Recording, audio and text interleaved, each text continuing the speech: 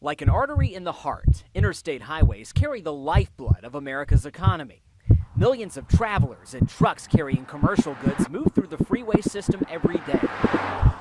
None of that traffic comes anywhere close to Lynchburg, the largest city in Virginia with no direct interstate access. We were always able to overcome that. Lee Cobb spent several decades marketing Lynchburg as an economic development director. During the 1980s and 90s, he helped attract two of the city's largest employers, J. Crew and Frito-Lay. Luring those companies was not easy. The tough part was getting them over that barrier where they said they had to be on an interstate. Lynchburg is about an hour from the nearest interstate, a transportation obstacle that was nearly avoided. When the highway system was developed in the 1950s, planners conceived several different routes for Interstate 64. One would have taken the highway from Richmond into Lynchburg following U.S. Route 60, but that plan never came to pass. Instead, 64 was routed through Charlottesville and Stanton, leaving Lynchburg with no interstate of its own. Lynchburg has several highways that function like an interstate. Routes 460 and 29 pass through the city as four-lane freeways, but that doesn't mean much to companies outside the region who are looking for a red, white, and blue shield on the map. Any number of companies that would not even discuss this as a location because we weren't on an interstate. Manufacturing companies employ site selectors who help them find property for expansion or relocation. One of the top things they look for is an interstate.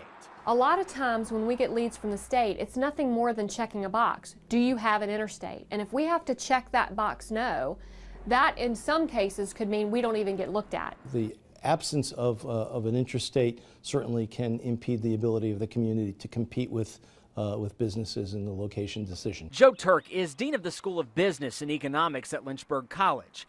His school conducted research into why companies locate in Lynchburg while others avoid the area. The firms that chose not to locate in the Lynchburg metropolitan area frequently cited poor transportation as one of the reasons. If we get a chance to explain it, it doesn't hinder us. Christine Kennedy and the Lynchburg Regional Business Alliance are launching aggressive new marketing efforts designed to show off the region's assets to employers who might not have Lynchburg on their list. We have a great quality of place.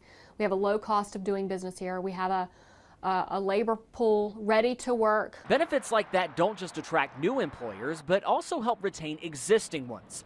In 2011, Lynchburg's Economic Development Director convinced J. Crew to expand its distribution and call center on Dillard Drive, adding more than 150 new jobs. When I talk to our existing businesses, when they're growing their business, that doesn't seem to be a real deterrent to them, that we don't have an interstate. Margette Upshur says many other factors come into the equation, like air service and lack of available land. When we get the feedback, a lot more times it is the actual site itself is more of what made them go to one place or another than it was there needed to be an interstate there. Still, transportation challenges remain a focus of concern.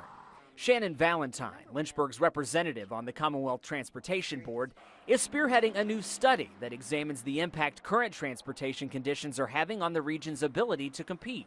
It's asking what are the challenges facing businesses when it comes to business recruitment and expansion?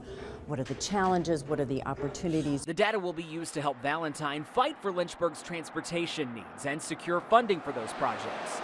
That probably won't include an interstate, now or at any other point in the near future. It is just too expensive. And Congress right now is not making any long-term transportation investments beyond 5 years. Which means Lynchburg is left to work with the roads that already exist. It's a situation that might not have them in the fast lane to attracting jobs and growing the employment base, but economic leaders say they're still very much on the road to progress. In Lynchburg, Tim Saunders, WDBJ 7.